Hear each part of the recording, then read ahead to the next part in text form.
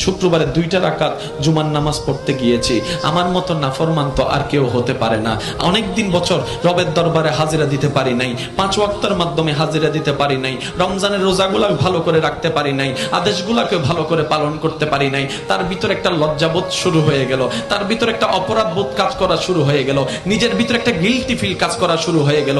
যাবো তো যাবো কিভাবে, দাঁড়াবো তো দাঁড়াবো কিভাবে, এত বছর যাই নাই, সে রব কি আমাকে গ্রহণ করবে, সে রব কি আমাকে মাফ করবে, সে রব কি আমাকে গ্রহণ করবে? হঠাৎ করে তার কানের মধ্যে আওয়াজ ভেসে আসলো, লা তাকনাতু মির রাহমাতিল্লাহ, লা তাকনাতু মির রাহমাতিল্লাহ, লা তাকনাতু মির রাহমাতিল্লাহ, ইন্নাল্লাহ ইয়াগফিরুয যুনুবা জামিয়া।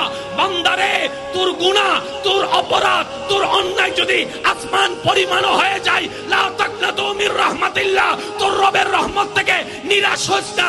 ইন্নাল্লাহ ইয়াগফিরুয যুনুবা জামিয়া। তুই মন থেকে তওবা কর একবার, তোর রব সারা জীবনের গুনাহ মাফ করে দিতে রাজি আছে।